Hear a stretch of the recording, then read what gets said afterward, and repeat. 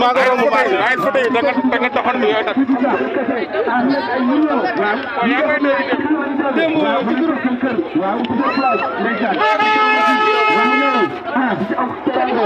dugal fii ma dugg ma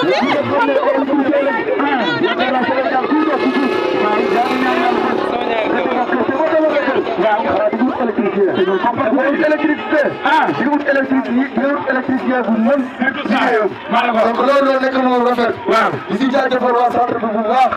di leen wax nag. waaw formation yi. waaw yemul foofu de. yemul foofu de. yow dégg nga ma sànq. gars yi dinañ plomberie. plomberie dafa am solo. maa la ko wax waaw bu njëkkoon. waaw te kay sanitaire yi dañu woon noonu. waaw ci jamono ji ñu ne. bu amulee plomberie. bu amulee plomberie bu baax. dina installé seen anglaise. bu baax chasse bi du baax. bu baax carrelage bi du baax. bu baax dara du baax. dara du baax da ngay taal robinet bi.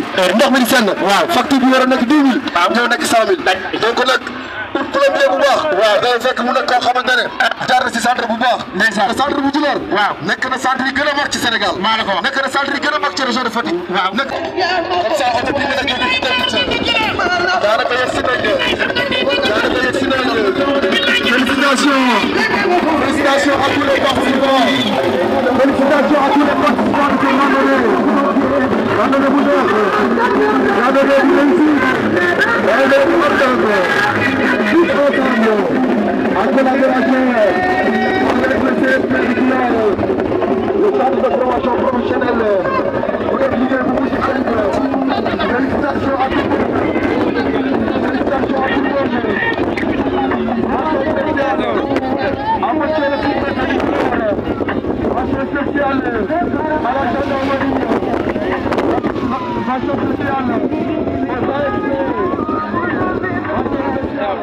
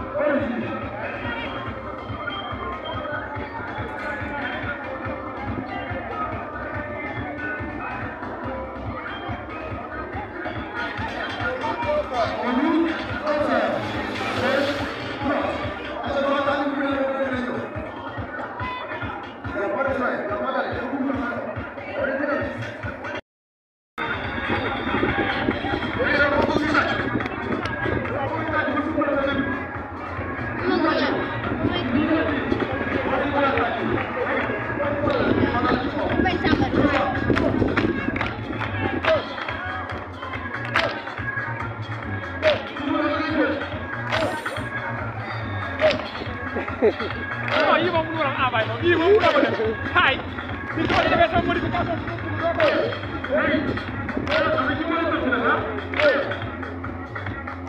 regardez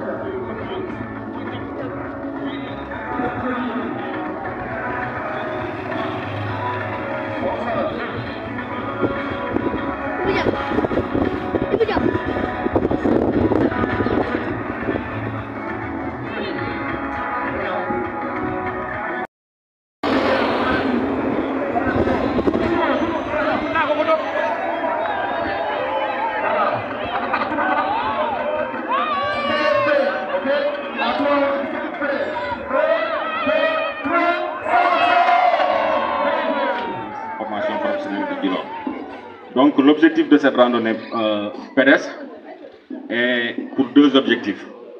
Donc le premier objectif c'est la visibilité du centre. Deuxièmement aussi, le deuxième objectif s'agit de la sensibilisation. Donc le centre a besoin de sensibiliser les populations du Djilor et les populations environnantes sur l'importance des formations qui se font ici au niveau du centre. Donc pour citer un peu parmi les filières qu'on fait ici, donc il y a la filière restauration. Donc, il y a la filière de l'électricité par M. Djemé, il y a la filière de l'horticulture gérée par le formateur M. Ndiaye, il y a la formation couture gérée par M. Yad, Mme Fall. Et également, il y a l'entrepreneuriat, l'ADL qui sont gérés par il y a M. Dieng, il y a Mme Nova, il y a également M. Ndour. Ok, merci beaucoup M. pour des éclaircissements. Donc c'est ça, donc le centre est là. Donc nous invitons toutes les populations à s'intéresser à ce que fait le centre parce que vraiment c'est important. Donc c'est un département qui est très important. Donc ça peut vraiment contribuer à la formation des jeunes dans cet environnement. Donc sans plus tarder, on va donner la parole à la directrice de... À tout le monde. Je pense que ces paroles, c'est des paroles de remerciement. Je remercie Monsieur le Préfet pour son engagement vraiment. Je remercie également la gendarmerie à travers le commandant de la brigade pour la sécurité. Les ASP également, ils n'ont pas manqué. La Croix-Rouge. Je remercie également le président de l'ORECAV. Je remercie également M. Sambala Ndiaye. Également, je remercie les chefs de service comme le CPDD, M. Sek, M. Mbaye aux Forêts, les parents d'élèves, le coach, le DJ, les apprenants et tout le monde. Vraiment. C'est un grand plaisir vraiment de pouvoir participer à notre randonnée pédestre. On est à notre 3e édition cette année. Comme l'a si bien dit M. Diouf, la randonnée est organisée pour une visibilité du centre et également pour une attractivité du centre. Comme on le sait tout le monde, on sait que le centre a été un oubli de la communauté. Le centre n'était pas fréquenté. Mais on sait que ces 2 dernières années, il y a une amélioration par rapport à l'effectif des apprenants. Également, pour répondre aux politiques, politique sectorielle du gouvernement, pour diversifier les offres de formation, le centre a introduit une demande pour l'ouverture de 2 nouvelles filières, à savoir la plomberie et la santé communautaire. Parce que ce sont des filières qui ont été demandées par la communauté et on tient vraiment à l'ouvrir. Et ce sera prévu pour l'année prochaine, Inch'Allah. Et on espère avoir des apprenants pour ces filières, Inch'Allah. On remercie tout le monde, vraiment. Je ne saurais terminer sans pour autant remercier vraiment l'encadrement de la journée, le coordonnateur, M. Diémé, et l'ensemble également du personnel, M. Ba, M. Diouf, sans oublier personne vraiment. Vraiment, merci beaucoup.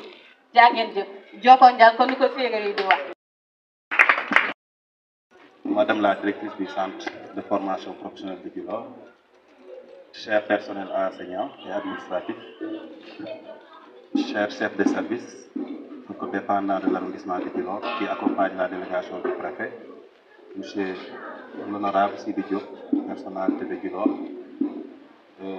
monsieur l'encadreur du gouvernement scolaire, monsieur Diémé, monsieur le président du gouvernement scolaire et l'ensemble des élèves du centre de formation professionnelle de Djilor. C'est pour moi un honneur de participer à cette randonnée pédestre pour la première fois, même si vous en êtes à votre 3e édition. Je n'ai pas regretté de faire le déplacement parce que ça m'a permis, au-delà de l'activité sportive à laquelle j'ai participé, de pouvoir comprendre les enjeux liés à la formation professionnelle ici à Djilor. Et je voudrais également lancer un appel à l'endroit des parents, à l'endroit des communautés.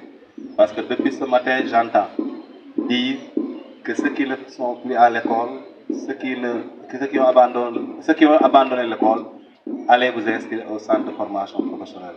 Moi, je m'inscris un peu, je ne dirais pas à fou, mais je m'inscris au-delà de ça. Je dis que le centre de formation professionnelle ne doit pas être une alternative, mais un choix, une option. Un élève, je dis bien, un élève du cycle général est traité au même titre qu'un élève du cycle de la formation professionnelle. Et mieux même, je préfère un élève de la formation professionnelle qu'un élève du cycle classique. Parce que celui qui est sorti de la formation professionnelle, il a une qualification déjà établie. Tu lui demandes ce que tu peux faire, il te montre en pratique ce qu'il peut faire, comme en pédagogie, la dernière finalité de savoir-faire. Donc je pense qu'à ce niveau, le centre de formation professionnelle, on doit lui changer de paradigme. Ne pas être une école de récupération du rejet de l'école classique, mais ça doit être une option des jeunes, des apprenants et des parents et de la communauté de manière générale. Donc parce que, aussi, nous sommes tous sans savoir que beaucoup de jeunes aujourd'hui, le rêve, c'est d'aller à l'étranger. Quand vous partez à l'étranger, la première chose qu'on vous demande, c'est votre qualification. Et la qualification, ce n'est pas des paroles, mais c'est des diplômes.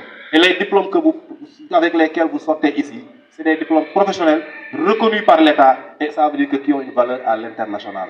Donc je lance un appel à l'endroit de tout le monde de venir fréquenter la formation professionnelle et même ceux qui sont dans les ateliers peuvent aussi même aller dans les centres de formation professionnelle, se capaciter, mais également se professionnaliser et aussi avoir des diplômes.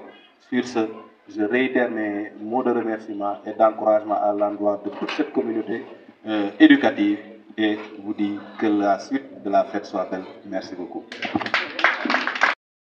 À toute la communauté éducative du centre de formation de Djilor Saloum. Comme je l'ai dit ce matin, c'est véritablement avec un immense plaisir que nous participons à cette activité de randonnée pédestre. Mais par la même occasion également, nous remercions encore vivement, au nom du sous-préfet M.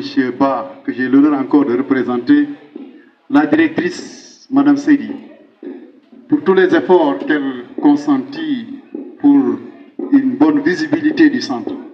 Ça, nous tenons à le dire, depuis qu'elle est là, nous avons vu tous les efforts qu'elle est en train d'entreprendre pour s'occuper d'abord du centre, s'occuper des apprenants et trouver des filières véritablement adaptées à l'environnement de Djilor. Je pense que c'est un appel solennel que nous lançons à toute la population, aux parents d'élèves, de venir fréquenter ce centre. Parce que l'avenir, c'est la profession. Il faut apprendre un métier. Et le mal est que souvent, quand vous terminez les études après l'enseignement général, vous vous dites maintenant, qu'est-ce que je peux faire? C'est ça le problème. Qu'est-ce que je peux faire? C'est là où se trouve maintenant le problème. Après avoir fini d'étudier, vous retournez pour dire, je vais trouver une profession. Déjà maintenant, vous pouvez apprendre un métier. Apprendre un métier. Un métier d'agriculteur, un métier d'éleveur, de cuisinier, etc., etc. Et voilà que déjà, elle annonce l'ouverture de 2 autres filières pour l'année prochaine. Parce que c'est un constat, je l'ai dit la dernière fois. Des métiers comme la plomberie, On n'en trouve pas pratiquement dans l'arrondissement. Parfois, je dis, on a des problèmes de plomberie, mais il faut attendre que ici, il y a un seul plombier. Il faut attendre qu'il soit disponible pour venir régler. Et bientôt, il y aura un transfert d'eau sur tout le département et dans l'étendue du département. Et il faut attendre un seul plombier pour pouvoir réparer les pannes. Donc c'est maintenant qu'il faut anticiper. Il faut anticiper et encourager les jeunes à venir trouver un métier dans ce centre de formation. Donc sur ce, Madame Seydi, nous vous encourageons et nous vous réitérons tout notre soutien et notre disponibilité parce que c'est important. Et j'en profite également pour inviter les autres acteurs, les doyens qui sont là, je les félicite, je les encourage à porter ce combat-là, à porter le combat de la publicité des activités qui se déroulent ensemble. Engageons-nous donc à travailler ensemble, la main dans la main, pour que nos enfants, pour que vos enfants puissent intégrer ce centre. Je n'ai pas tous les mots pour vous dire merci encore, mais je vous encourage et vous dis encore félicitations et bonne continuation. Abdou Karim Mbodj. L'année passée, il était là. C'est lui-même qui gérait la sécurité de l'événement.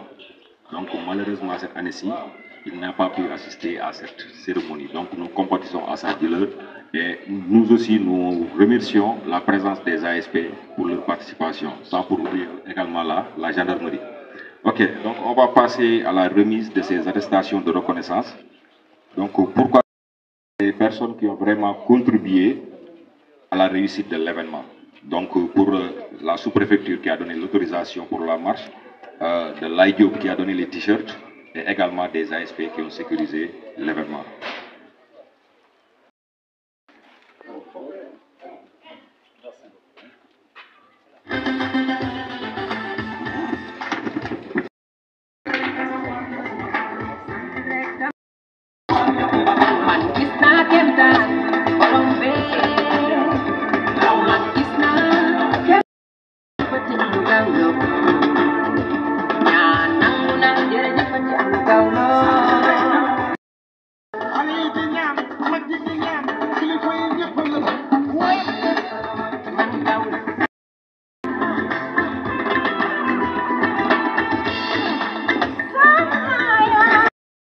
leen rek laa si bëggoon yokk ngeen jégal ma li tax ma gën a kontaan asalaamaaleykum li tax ma gën a kontaan di jël attestation bi j'ai travaillé avec Abdoulaye Diop. Nous avons initié Action Aid à Djilor ensemble marque bi ñu ñoo ko def bu ko Action Aid bu Djilor ñu def ay sensibilisation ba ñu am centre bi moo tax lu xewle rek su ma wéree moom dama koy topp dama ñëw participer ci sensibilisation bi ñuy wax ñun bi ñu nekkee ay partenaire Action Aid dañ doon def ay sensibilisation yoo xam ne saa yu doon def suñu bilan activité pour annuel dañ ko ciy boole pour le centre boobu sax ubbeegul mais c'était pour attirer l'attention de la population de Djilor ñu dugg ci dëkk ñuy naan suñu doom yi léeg-léeg suñu bàyyee jàng dañuy dem ay Ndakaaru di mbindaanu avec les violences faites aux femmes loolu yëpp daf wax nañ ci biñ demee nag ba conscientiser leen ba affaire bi ñu am ko mais benn tey mu des may ñaan nag am na lu ko fi monsieur Ibra Diop waxee léegi man foofu lay wax gars yi dañu foog ne mbalit biy jóge ci école bale moo war a ñëw fii man je suis pas d'accord man ñaar laa gis dafa am diplôme académique am diplôme professionnel diplôme académique mooy bac certificat et consort mais diplôme professionnel mun nga ko am sa te doo dem université profession mooy soo paree nga am liggéey loolu daal laa bëgg te élèves yi nekk fii ñoom itam nañ nekk ay relais parents yi nekk ay relais élèves yi nekk ay relais te élève bi nekk relais moo gën a sensible parce que moom moo xam li fi xew su gisee loo xam ne mu ngi ci ca àll ba koo xam ne jàngul deful dara moom si boppam moom moo koy def man maa ngi nii mbala gis nga exemple bi moo ko sur le fait mu gis ko loolu daal laa si bëggoon yëg vraiment je suis vraiment content merci beaucoup. Donc la cérémonie a été vraiment une bonne réussite totale vraiment. Donc mention aux apprenants, au corps professoral, donc à tout le monde. Merci.